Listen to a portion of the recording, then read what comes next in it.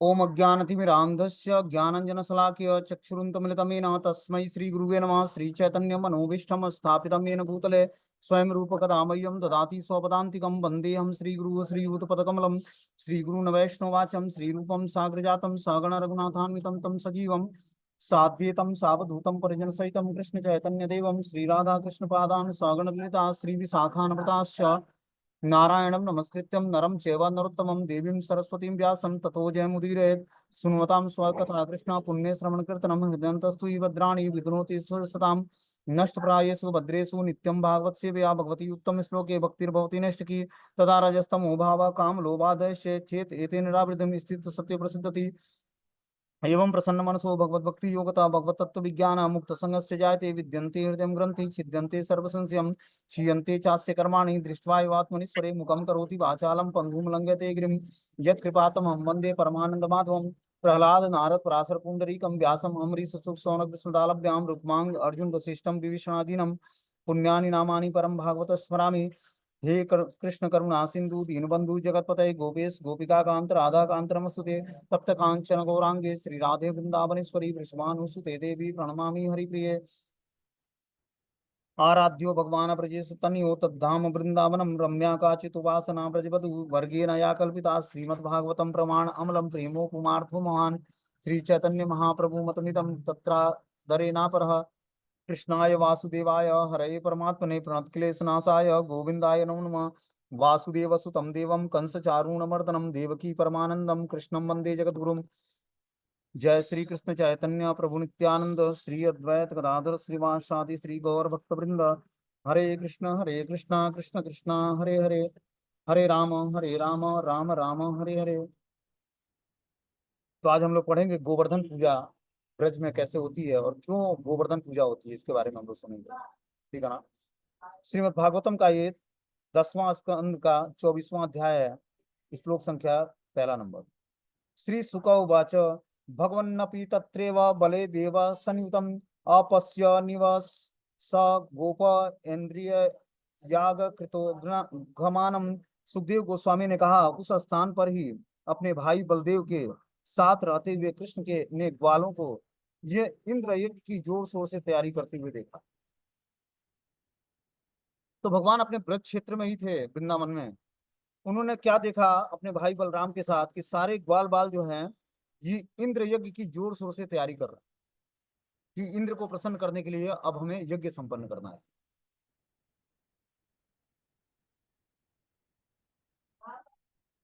अब क्या होता, सर्वज्ञ परमात्मा होने पर भी भगवान कृष्ण पहले से ही सारी स्थिति जानते थे। फिर भी वो अपने विनीत भाव से उन्होंने अपने पिता आनंद महाराज इत्यादि गुरुजनों से पूछा।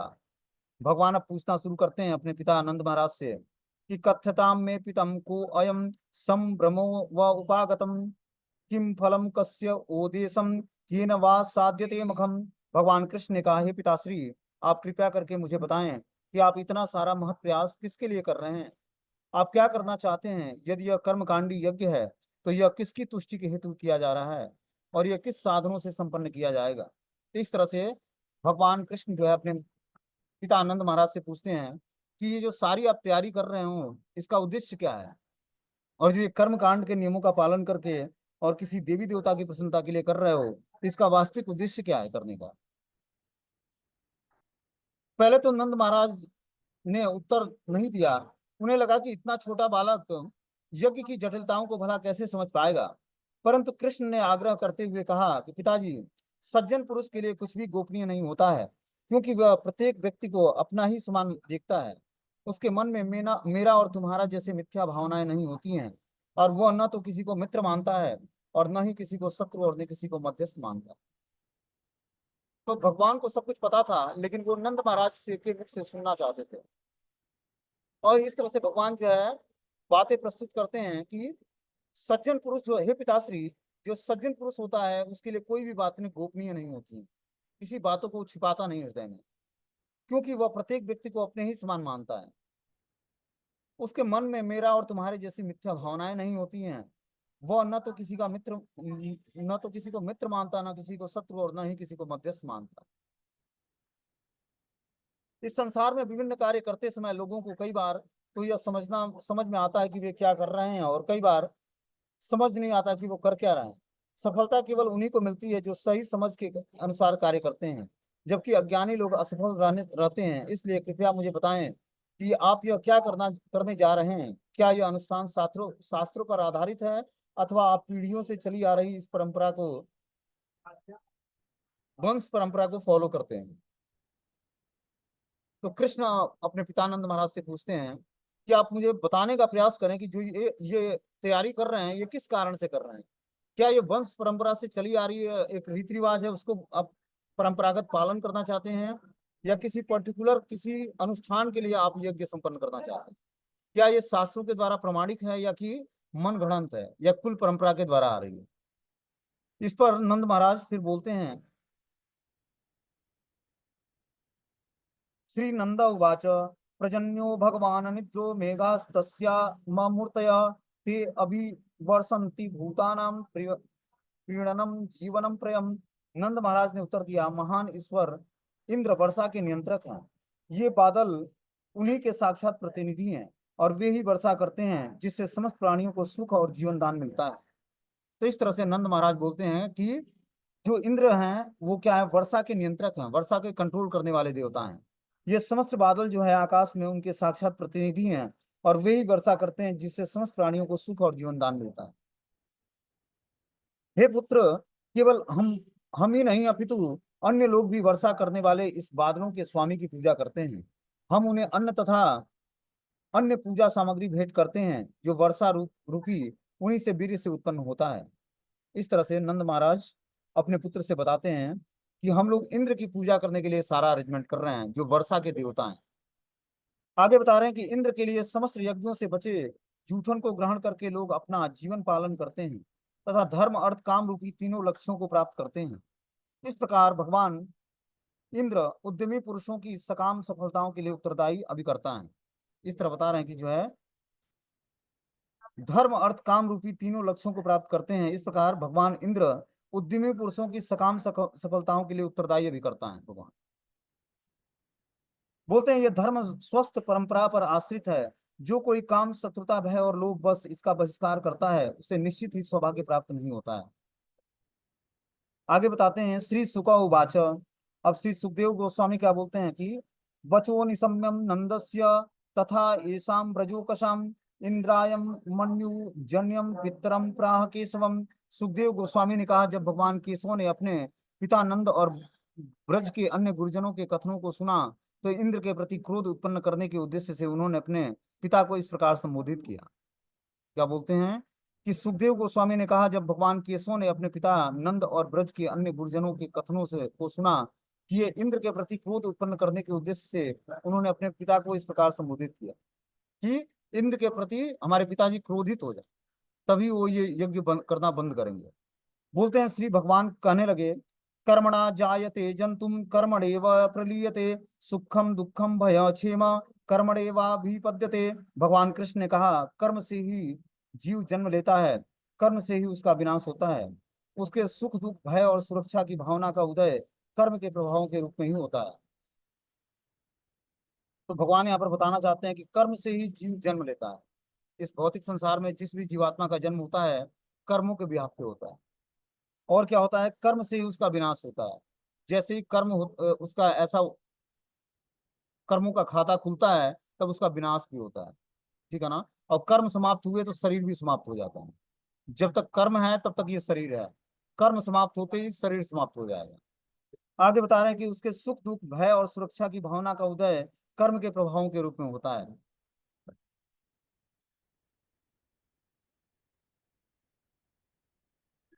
इस प्रकार देवताओं के महत्व को कम आंकते हुए कृष्ण ने कर्म मीमांसा दर्शन प्रस्तुत किया। यह दर्शन मूल रूप से नास्तिकतावादी है। इसमें केवल पुनर्जन्म को ही स्वीकार किया गया है। कृष्ण की बातों का विरोध करते हुए नंद महाराज एवं अन्य गोपों ने कहा कि फल प्राप्त करने से केवल कर्म पर्याप्त नहीं है, देवताओं को संतुष्ट करना भी महत्वपूर्ण है। इसका खंडन करने के लिए श्री कृष्ण ने कहा कि मान भी लिया जाए कि ऊपर कोई परम नियंता बैठा है, जो सबके कर्मों के फल उन्हें देता है, परंतु अंततः वह भी तो उसके कर्मों के अनुसार ही फल देता है। तो भगवान ये अपने पिता को समझाना चाहते हैं कि हर व्यक्ति कर्मों के अधीन है। जो कर्म देने वाले, जो कर्मों का परिणाम देने वाला जो सुप्रीम कंट्रोलर है, वो भी जीवात्माओं को कर्मों से अलग कोई परिणाम नहीं दे सकता है। जो उसने कर्म करा है उसी का वो परिणाम देगा।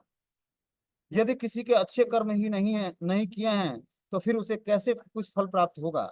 क्योंकि इंद्रदेव आप में से किसी के भाग्य को बदल नहीं सकते हैं, इसलिए उनकी पूजा का क्या लाभ है? प्रत्येक व्यक्ति अपने स्वभाव से बधा होता है। यह केवल मनुष्यों के लिए ही नहीं अपितु देवताओं के लिए भी सत्य है। परंतु इस तर्क में एक खामी थी कि कर्म के नियम स्वतंत्र रूप से कार्य नहीं करते हैं। भगवान ने उन्हें बनाया है और वे भगवान के निर्देश में ही कार्य करते हैं। मनुष्य को उनके कर्मों के अच्छे बुरे फल देने के लिए भगवान ने अत्यंत दक्षता से इन नियमों की रचना एवं उन्हें लागू किया है।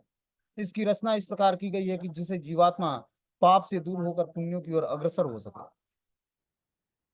तो इस तरह से बता रहे हैं कि जो है मनुष्य को उसके कर्मों के अच्छे बुरे फल देने के लिए भगवान ने अत्यंत दक्षता से इन नियमों की रचना की है। कर्मों का परिणाम का नियम भगवान ने पहले ही बना रखा है, जो मनु संहिता में दिया हुआ है। कौन सा कर्म कौन व्यक्ति कैसा करेगा, उसको क्या परिणाम मिलेगा, ये सब शास्त्रों में पहले से वर्णित है। और भगवान का आपके कर्मों से कुछ लेना देना नहीं होता। पहले से उन्होंने सिद्धांत फिक्स कर रखा है। उस सिद्धांतों के ब्याह पर आपको सजा और आपको जो भी चीजें मिलती हैं वो उस कर्मों के ब्याह पे मिलता है। कि किसी को सुख प्राप्त होता है और किसी को दुख प्राप्त होता है। तो कर्मों का परिणाम पहले ही फिक्स है कि कौन से कर्म करके व्यक्ति क्या डेस्टिनेशन प्राप्त करेगा, कब उसको सुख मिलेगा और कब दुख मिलेगा। बस क्या करना है हमें? प्रत्येक व्यक्ति अपने स्वभाव से पैदा होता है। यह केवल मनुष्यों के लिए ही नहीं अपितु देवताओं के लिए भी सत्य है कि व्यक्ति अपने स्वभाव के अनुसार ही कर्म करता है। बोलते हैं कि परंतु इस तर्क में एक खामी थी कि कर्म के नियम स्वतंत्र रूप से कार्य नहीं करते हैं। भगवान ने उन्हें बनाया है और भगवान के निर्देशन में ही कार्य करते हैं। मनुष्य के उनके कर्मों के अच्छे बुरे फल देने के लिए भगवान ने अत्यंत दक्षता से इन नियमों की रचना की है और इन्हें लागू किया है। इसकी रचना इस प्रकार की गई है जिससे जीवात्मा पाप से दूर होकर पुण्यों की ओर अग्रसर हो सके। तो भगवान ने इन नियमों को इसलिए बनाया है कि जीवात्मा जो उसका स्वाभाविक नेचर है कि पाप कर्म करेगा, उस पाप कर्मों के परिणाम से डर के मारे वो पाप कर्मों को छोड़ दे।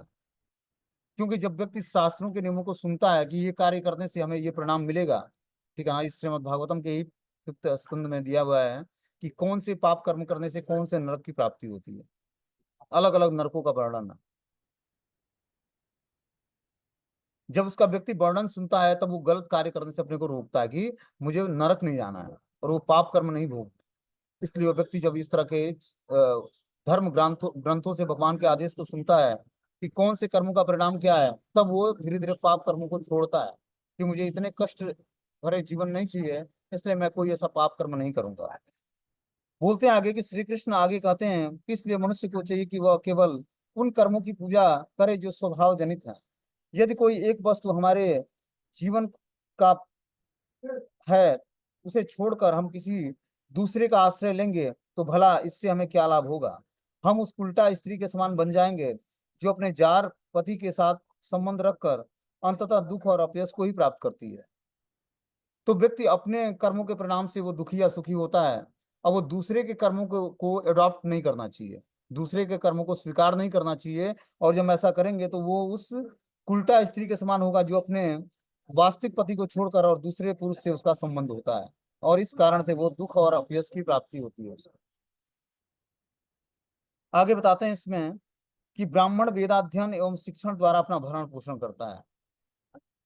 क्षत्रिय प्रशासनिक कार्य करके, वैश्य व्यापार करके और शूद्र अन्य तीनों वर्गों की सेवा करके अपना वास्तविक जो है जीविका अर्जित करता है। वैश्यों के 4 प्रमुख कर्तव्य कृषि, गौरक्षा, वाणिज्य और धन उधार देना है। और हमारे वंश में सदैव गौरक्षा सर्वोपरि रही है। भगवान कृष्ण बोलते हैं कि जो वैश्य परिवार में जन्म लेता है उसके 4 प्रमुख कार्य होते हैं: कृषि, गौरक्षा, वाणिज्यम और धन धन का उधार देना। भगवान बताते हैं कि हमारे वंश में सदैव गौ रक्षा सर्वोपरि रही है। प्रकृति के 3 गुणों से के सृजन, पालन और संहार के मूल कारण है। रजोगुण के प्रभाव से बादल सर्वत्र वर्षा करते हैं, इसमें इंद्र का क्या लेना देना? भगवान बताते हैं कि रजोगुण के ही प्रभाव से आसमान में बादल घेरता है और बारिश होती है। इसमें इंद्र का कोई रोल ही नहीं है। इंद्र करता क्या है? ये तो जब सृष्टि में रजोगुण का प्रभाव बढ़ता है तो उससे बादल घिरता है और बादल घिर कर बारिश कर देता है। इसमें इंद्र का तो कोई रोल ही नहीं है। बताते हैं श्री कृष्ण नास्तिकतावादी सांख्य दर्शन प्रस्तुत कर रहे हैं। इस दर्शन के अनुसार प्रकृति अपने अपने कार्य कर रही है और इसके पीछे नियंत्रण करने वाला कोई व्यक्ति नहीं है। परंतु यह कैसे संभव हो सकता है? यदि किसी स्थान पर कोई नियम कार्य कर रहे हैं तो उन नियमों को बनाने वाला भी कोई अवश्य ही होगा। भगवान एक्चुअल में ये अपने गोप ग्वालों को और अपने पिता को भी बताना चाहते हैं कि इंद्र की पूजा बंद करके और गोवर्धन की पूजा शुरू की जाए। इसलिए भगवान अलग अलग तर्कों के माध्यम से सारे ग्वाल बालों को ये बताना चाहते हैं। बोलते हैं कि कृष्ण योगानुभावम तम निसम्येन्द्रियो अति विस्मितम नि अस्तंभो भ्रष्ट संकल्पम स्वामेघासन्य वारयत। जब इंद्र ने कृष्ण की योग शक्ति के इस प्रदर्शन को देखा तो आश्चर्यचकित हो उठा। अपने मिथ्या गर्व के चूर होने से तथा अपने संकल्पों के नष्ट होने से उसने अपने आप को बादलों को थम जाने का आदेश दिया। बोलते हैं कि जब इंद्र ने कृष्ण की योग शक्ति के इस प्रदर्शन को देखा, भगवान के इस योग प्रदर्शन को देखा, तो वो आश्चर्यचकित हो उठा। अपने मिथ्या गर्व के चूर होने से तथा अपने संकल्पों को नष्ट होने से उसने अपने बादलों को थम जाने का आदेश दिया।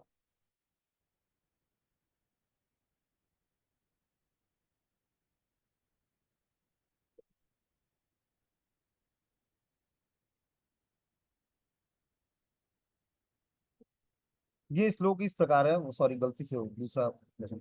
न नम पुरो जनम पदम न ग्राम्य न गृहा वयम वनोक सस्तातम नित्यम वन शैलम निवासिनम। हे पिताश्री, हमारे घर न तो नगरों में है न कस्बों या गांवों में।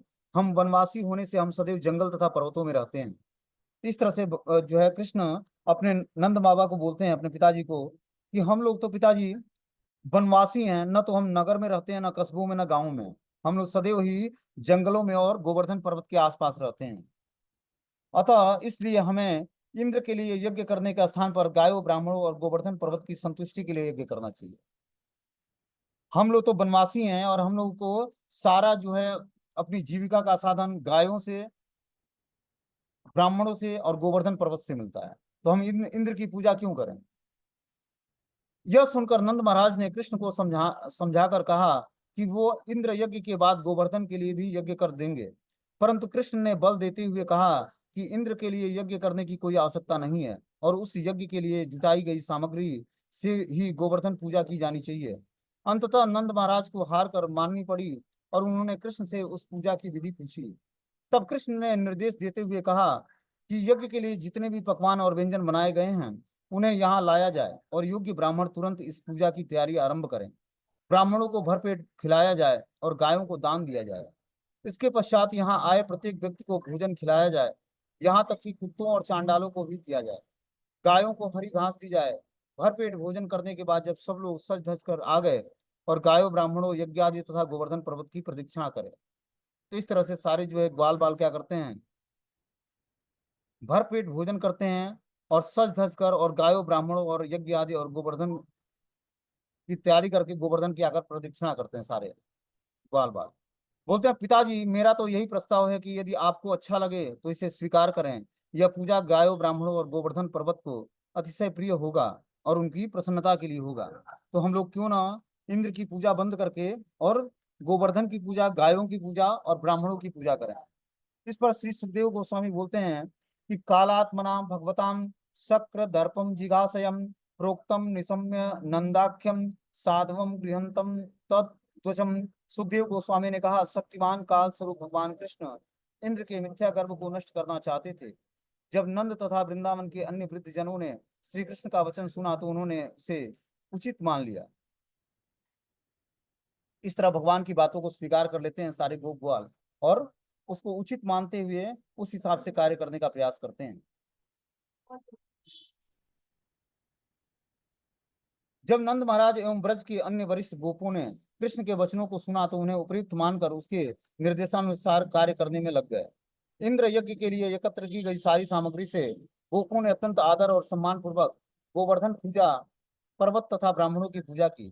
तत्पश्चात गायों को हरी घास दी गई और फिर उन्हें आगे रखते हुए सब ब्रजवासियों ने गोवर्धन की परिक्रमा आरंभ की। सुंदर आभूषणों और परिधानों से सजी गोपियां बैलगाड़ियों के पीछे चलती हुई श्री कृष्ण की कीर्ति का गुणगान कर रही थी और ब्राह्मणों के मंत्रोच्चारण के साथ मिलकर वह ध्वनि अत्यंत कर्णप्रिय प्रतीत होती थी। इस तरह से सारे जो है गोप ग्वालिनियां जो थी वो अपना श्रृंगारित करके और भगवान के कीर्ति का गुणगान करती और ब्राह्मणों के मंत्रोच्चारण के साथ मिलकर वह ध्वनि अत्यंत कर्णप्रिय होने लगी। जो ब्राह्मण मंत्र उच्चारण करते हैं उस मंत्रों को गोपियां भी दोहराती हैं और इस तरह से जो है वो जो मंत्र उच्चारण होता है वो ध्वनि बहुत ही कानों को प्रिय लगती है। आगे बताते हैं इसमें कि तस्मे नमो ब्रज जने सचक्र आत्मनो अहो पश्यतम शैलो असो रूपी अनुग्रह व्यद्यताम। कृष्ण ने ब्रजवासियों समेत गोवर्धन पर्वत के इस स्वरूप को नमन किया और इस तरह वास्तव में अपने को ही नमस्कार किया। तत्पश्चात उन्होंने कहा कि जरा देखो तो यह पर्वत किस तरह पुरुष रूप में प्रकट हुआ है, इसमें हम पर इसने हम पर कृपा की है। तो इस तरह से गोवर्धन की भगवान नमस्कार करते हैं। तत्पश्चात ये बोलते हैं ब्रजवाल वासियों को कि इस पर्वत को देखो कि किस तरह ये पुरुष के रूप में प्रकट हुआ है और ये पुरुष के रूप में प्रकट होकर हम पर कृपा किया है। बोलते हैं तब श्री कृष्ण ने बोला कि इस वन में यदि कोई प्राणी गोवर्धन की उपेक्षा करेगा और यह गोवर्धन मनचाहा रूप लेकर उसका वध कर देगा, इसलिए आओ और अपनी अपनी गायों की सुरक्षा के लिए हम इन्हें प्रणाम करते हैं। तो इस तरह सभी लोग जो है गोवर्धन की को प्रणाम करते हैं, किसके लिए? गायों की रक्षा करने के लिए। गोवर्धन, गोवर्धन का अर्थ होता है कि जो गायों का वर्धन करे, गायों को आनंद प्रदान करे, मतलब हरी घास दे, उनको सुरक्षा प्रदान करे, उनके जल का अरेंजमेंट करे, ये है गोवर्धन। बोलते हैं इस प्रकार गोवर्धन पूजा का कार्यक्रम संपन्न समाप्त हुआ और सब ब्रजवासी अपने अपने गांव लौट गए। तो इस तरह से भगवान कृष्ण ने गोवर्धन की पूजा शुरू कराई और गोवर्धन की पूजा शुरू होकर समाप्त भी हो गई और सारे ब्रजवासी जो है अपने अपने गांव को लौट जाते हैं।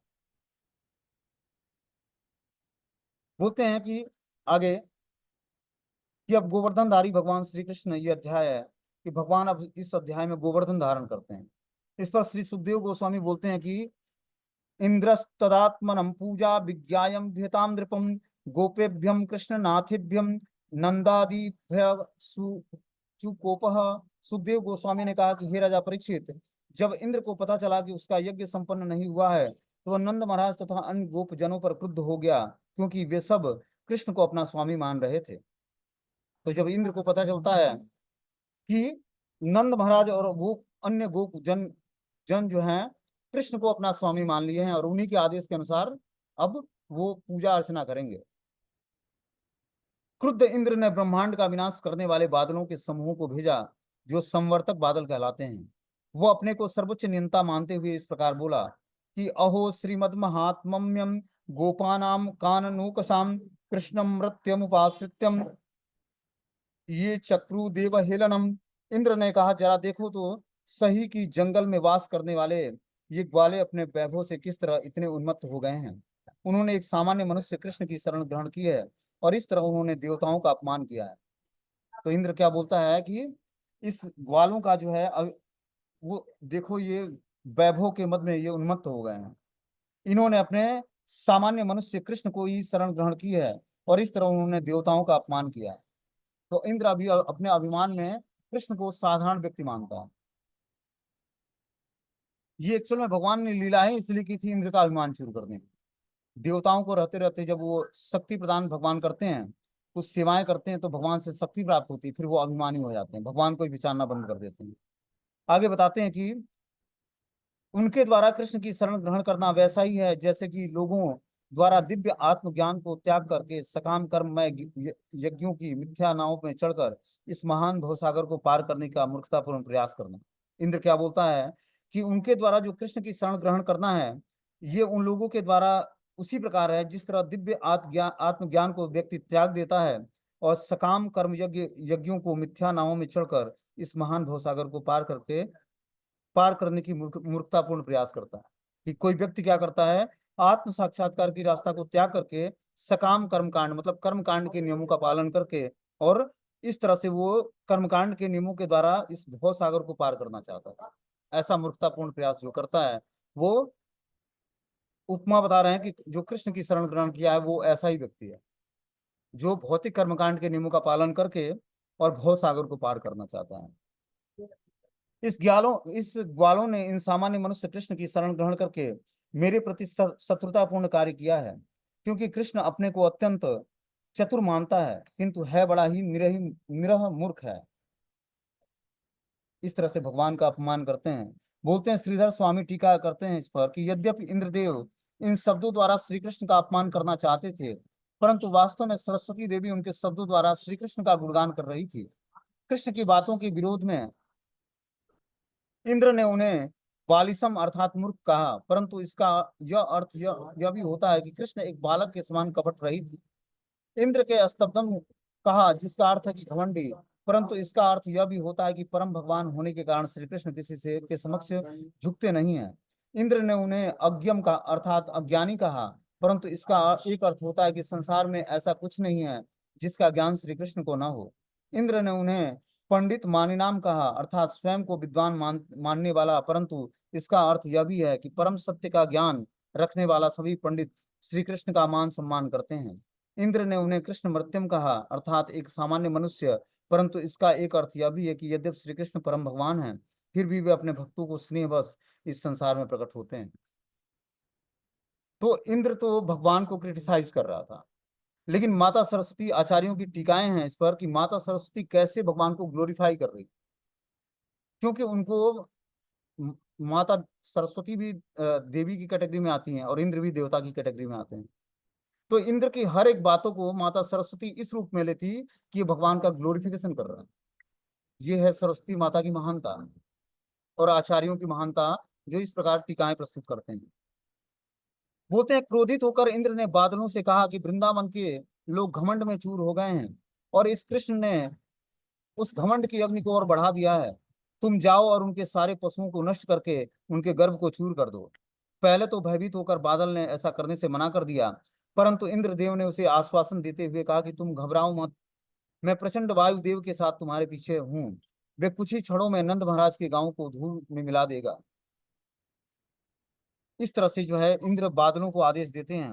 अब इस पर श्री सुखदेव गोस्वामी बोलते हैं कि इत्थमज्ञ व्याप्यम मेघा निर्मुक्त बंधना नंद गोकुल मासारे पीड़यामा सुरोजसाम। सुखदेव गोस्वामी ने कहा कि इंद्र के आदेश से प्रलयकाली मेघ समय से पूर्व अपने बंधनों से मुक्त होकर नंद महाराज के चरागाह पर गए। वहां के ब्रजवासियों पर मूसलाधार वर्षा करके उन्हें सताने लगे। इस तरह से सारे बादल जो है मूसलाधार बारिश करने लगे इंद्र के आदेश पर।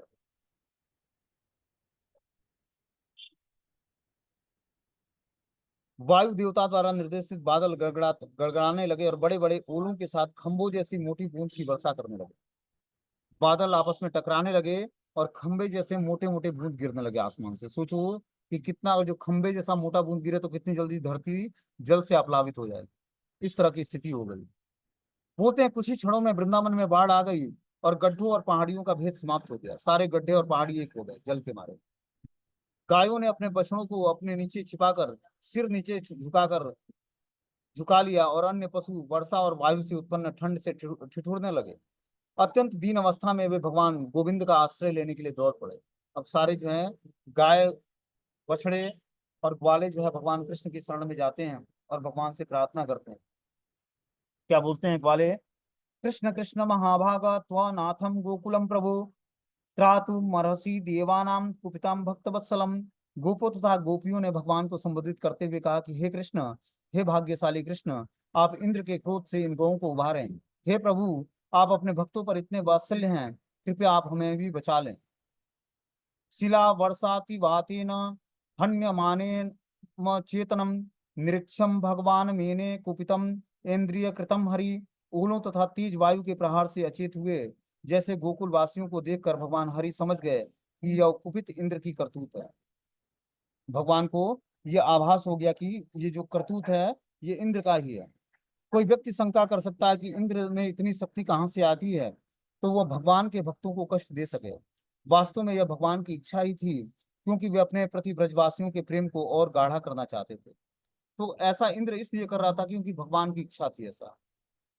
इंद्र के पास अपनी कोई शक्ति नहीं है, वो भगवान से ही शक्ति प्राप्त करके बारिश करते हैं या बारिश को कंट्रोल करते हैं। बोलते हैं श्री कृष्ण विचार करने लगे कि चूंकि हमने इंद्र का यज्ञ रोक दिया, इसलिए इंद्र ने यह विपदा भेजी है, परंतु मैं अपनी शक्तियों से इसे निष्फल कर दूंगा। इंद्र जैसा देवता अपने ऐश्वर्य से गर्वित होकर स्वयं को इस सृष्टि का स्वामी मानने लगा है। आज मैं उसकी इस अज्ञानता को नष्ट कर दूंगा। इन गायों और ग्वालों की रक्षा मेरा कर्तव्य है, क्योंकि मैं ही इनका एकमात्र आश्रय हूँ। वास्तव में ये सब मेरे परिवार वाले हैं और मैंने अपने भक्तों की रक्षा करने की प्रतिज्ञा ली है। तो भगवान इस तरह से गायों और ग्वाल बालों की रक्षा करने का प्रतिज्ञा पहले ही ले चुके हैं, और ये उस प्रतिज्ञा को पूरा निभा करने का प्रयास करते हैं भगवान। आगे बोलते हैं इसमें कि यत्युक्तात वेकेन हस्तेन कृत्वा गोवर्धनाचलम दधारम लीलया विष्णु स छत्राकमिवं बालकम। यह कहकर साक्षात विष्णु अर्थात श्री कृष्ण ने एक हाथ में गोवर्धन पर्वत को ऊपर उठा लिया, जिस तरह कोई बालक कुकुर मुत्ते को उखाड़ कर हाथ में ले लेता है। अब क्या करते हैं भगवान, गोवर्धन धारण कर लेते हैं कृष्ण। किस कारण से? अपने ग्वाल बाल और गायों की रक्षा करने के लिए। फिर उन्होंने कहा, मैया बाबा, हे ब्रजवासियों, यदि आप चाहो तो अपनी गायों के साथ इस पर्वत के नीचे आ जाओ। डरो नहीं, यह पर्वत मेरे हाथ से गिरेगा नहीं, और न ही इससे प्रलयकारी वर्षा से भयभीत हो, क्योंकि तुम्हें हानि नहीं पहुंचा सकती है। यह देखकर सबके मन शांत हो गए। उन्होंने पर्वत के नीचे प्रवेश किया। वहां उनकी गायें, उनके साथ सामान और प्रत्येक व्यक्ति के लिए पर्याप्त स्थान था। भूख प्यास और अन्य सब सुखों को भूलकर भगवान कृष्ण 7 दिनों तक गोवर्धन पर्वत को उठाए खड़े रहे, और ब्रजवासियों की भूख प्यास और थकान आदि से विचलित हुए बिना श्री कृष्ण को निहारते रहे। इस तरह से सारे ब्रजवासी जो है भगवान के साथ 7 दिनों का एसोसिएशन प्राप्त करते हैं, और भगवान भी अपने सारे ब्रज के भक्तों को आनंद प्रदान करते हैं। 7 दिन बिना कुछ खाए पिए गोवर्धन धारण करते हैं भगवान। इस पर श्रीला विश्वनाथ चक्रवर्ती लिखते हैं कि भगवान श्री कृष्ण की शक्ति से गोवर्धन पर्वत की क्षमता बढ़ गई, इसलिए प्रत्येक व्यक्ति आराम से उनके नीचे समा गया, और इंद्र की मूसलाधार वर्षा और वज्रपात इसमें तनिक भी विचलित नहीं कर पाए। इतना ही नहीं, वे संवर्तक बादल वृंदावन की धूलि की एक कण को भी क्षति नहीं पहुंचा पाए। भगवान ने अपने सुदर्शन को आकाश में भेज दिया। जो ही वर्षा का जल गिरता, त्यों ही सुदर्शन उसको जला देता। जब इंद्र ने श्री कृष्ण की इस अद्भुत शक्ति को देखा तो वो भयभीत और आश्चर्यचकित रह गया। उसका घमंड चूर चूर हो गया। अपनी योजना को विफल होते देखकर वह बादलों को रुकने का आदेश दिया। इस तरह से जब इंद्र का जो ये प्लानिंग होता है, योजना होती है, वो भगवान विफल कर देते हैं, तो वो बादलों को रोकने का प्रयास करता है। प्रचंड वायु और वर्षा रुक गई। बादल छट गए और आसमान साफ हो गया। आकाश में सूर्य फिर से चमकने लगा। श्री कृष्ण ने ब्रजवासियों से कहा कि निर्यातम त्यजतम त्रासम गोपास स्त्री धनार्वकम उपारतम वातवर्षम व्युद्य प्रायश्च निगमना। भगवान श्री कृष्ण ने कहा, हे गोप जनों, अब अपनी पत्नियों बच्चों तथा संपदाओं समेत बाहर निकल जाओ। अपना भय त्याग दो। तेज हवा और वर्षा रुक गई है। नदियों की बाढ़ का पानी उतर गया है। इस तरह से जो है अब बारिश रुक जाती है, तेज हवा और वर्षा रुक जाती है, नदियों की बाढ़ का पानी भी धीरे धीरे कम हो जाता है। सब ग्वाले अपनी गायों को हाँकते हुए अपनी बैलगाड़ियों में सामान लाद कर एक एक करके गोवर्धन के नीचे से निकल गए। और फिर सब ब्रजवासियों को देखते देखते पूर्ण पुरुषोत्तम भगवान ने गोवर्धन को ठीक उसी स्थान पर रख दिया जहां से उसको उठाया था। तो भगवान 7 दिन तक उस गोवर्धन को अपनी छोटी उंगली पर धारण किए रखे। और 7 दिन जब हो गया, जब बारिश बंद हो गया, सूर्य निकल गया, नदियों का बाढ़ जो है समाप्त हो गया, तब भगवान उस सारे ग्वाल बालों को आदेश देते हैं कि अब आप लोग गोवर्धन के नीचे से निकल कर अपने अपने घर को लौट जाओ। सारे ब्रजवासी अपने घर को लौटते हैं, और भगवान उस गोवर्धन को उसी स्थान पर रख देते हैं जहां से भगवान ने गोवर्धन धारण किया था। वृंदावन वासियों के आनंद का ठिकाना न रहा। कृष्ण के साथ अपने संबंध के अनुसार वे उन्हें बधाई देने लगे। किसी ने उन्हें गले लगाया, किसी ने उन्हें प्रणाम किया, और किसी ने उन्हें आशीर्वाद दिया। गोपियों ने दही और पानी के मिश्रण में जौ के दाने मिलाकर श्री कृष्ण के सिर पर छिड़का और उन्हें आशीर्वाद देने लगे। क्या बोलती हैं, यशोदारोहि नंदो रामश्च बलिनाम्बरम कृष्ण माली अज्ञ युयु जूरा सिरम स्नेह कातराम। माता यशोदा, रोहिणी, नंद महाराज और बलिष्ठों में सर्वश्रेष्ठ बलराम ने कृष्ण को गले लगाया। स्नेहाविभूत होकर उन सबों ने कृष्ण को अपने अपने आशीर्वाद दिए। तो इस तरह से सबने मिलकर भगवान श्री कृष्ण को आशीर्वाद दिया। माता रोहिणी, यशोदा, नंद महाराज और अन्य ग्वाल बाल। बोलते हैं, दिवी देवगणा सिद्धा साध्या गंधर्व चारणाम तुष्टु वमूर्च तुष्टाम पुष्प वर्षाणि पार्थिव। हे राजन, परीक्षित, स्वर्ग में सिद्धों, साध्यों, गंधर्वों और चारणों समेत सारे देवताओं ने भगवान कृष्ण का यशोगान किया और अति संतोष पूर्वक उन पर फूलों की वर्षा शुरू की। अब क्या हुआ, आकाश मार्ग से सारे देवता जो है फूल की बारिश करते हैं भगवान पर। शंख दुदुम्बी भयो नेदु द्रिवी देव प्रचोदितम जगमु गंधर्वपत्यम तुम्बुरु प्रमुखा नृप। हे परीक्षित, देवताओं ने स्वर्ग में जोर जोर से शंख और दुदुम्बी बजाई और तुम्बुर इत्यादि श्रेष्ठ गंधर्व गीत गाने लगे। तो इस तरह से सारे देवताओं ने जोर से शंख और दुदुम्बियां बजाई और गंधर्व लोग गाना गाने लगे। अपने प्रेमी ग्वाल बालों तथा भगवान बलराम से घिरे कृष्ण उस स्थान पर गए जहां वे अपनी गौवें चरा रहे थे। अपने हृदय को स्पर्श करने वाले श्री कृष्ण द्वारा गोवर्धन पर्वत के उठाए जाने पर उनके द्वारा संपन्न किए गए यशस्वी कार्यों के विषय में सारी गोपियां प्रसन्नता पूर्वक गीत गाती अपने घर को लौट गई। अब इस भगवान के इस अद्भुत लीला संपन्न गोवर्धन की लीला को जो संपन्न किया था भगवान ने, इसको गोपियों ने गीत के रूप में गाया और वो अपने अपने घरों को लौट गई। इस तरह से भगवान ने ये अद्भुत लीलाएं प्रस्तुत की। अपने छोटे से उंगली पर भगवान ने 7 दिनों तक गोवर्धन धारण किया। इसका उद्देश्य क्या था, इंद्र के अभिमान को चूर करना और अपने सारे ब्रजवासियों को इकट्ठा दर्शन देना। और भगवान भी बहुत ही प्रसन्न हुए, एक साथ सारे अपने ब्रजवासियों को, अपने प्रेमी भक्तों को पाकर अपने पास। तो देखने में लगता होगा कि इंद्र ने ये विपरीत रोल किया भगवान के साथ, लेकिन क्या ये भगवान की इच्छा से हुआ। भगवान चाहते थे कि सारे जो है गोप ग्वाल और ग्वालिनियां सब एक जगह इकट्ठा हो जाएं और एक साथ में सबका दर्शन कर पाऊं, सबको एक साथ प्रेम कर पाऊं। इसलिए भगवान ने ये लीलाएं संपन्न की। इसमें इंद्र का कोई अपना रोल नहीं था, ये भगवान की इच्छा से ऐसा हुआ। भगवान ने ही सरस्वती देवी को प्रेरणा करके इंद्र को अंदर अभिमान प्रकट किया। और इस तरह से जो है भगवान ये गोवर्धन धारण की लीला संपन्न करते हैं। अब जो है भगवान की अद्भुत कृष्ण की लीलाएं हैं उसको हम लोग कल सुनेंगे। हरे